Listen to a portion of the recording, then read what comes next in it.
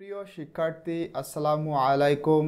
আজকের এই ক্লাসে আমি সপ্তম শ্রেণীর ইংরাজি বইয়ের চ্যাপ্টার 5.6 নিয়ে আলোচনা করব।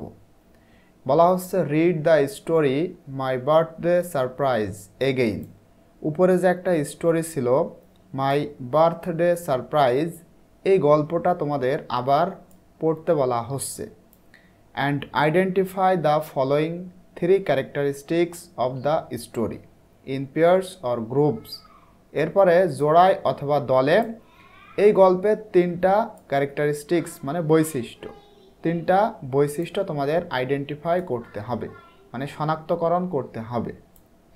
Write the answers in the given table. এখানে যে টেবিলটা রয়েছে সেখানে তোমাদের উত্তরটা লিখতে হবে। 1 ইজ ডান ফর ইউ, এবং একটা তোমার জন্য করে দেওয়া রয়েছে। তো এখানে দেখো টেবিলটা রয়েছে, এখানে বলা হচ্ছে ক্যারেক্টারিস্টিক্স অফ আ স্টোরি, মানে একটা গল্পের বৈশিষ্ট্য। এখানে দ্য ক্যারেক্টার্স মানে চরিত্র। এখানে দেখো ইয়োর অ্যান্সার তোমার উত্তর।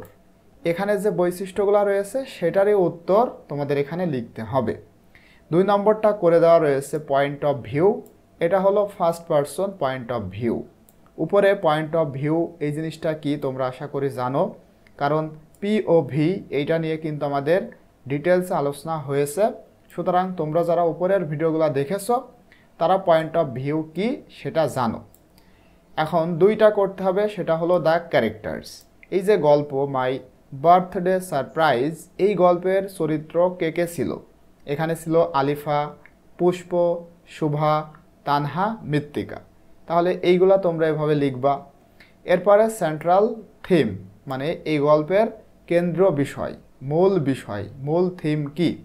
সেটা হলো কি ফ্রেন্ডশিপ অ্যান্ড কাইন্ডনেস, মানে কি বন্ধুত্ব এবং দয়া। এটা হলো এই গল্পের মূল থিম। তাহলে তোমরা এটা এইভাবে সুন্দর করে লিখবা।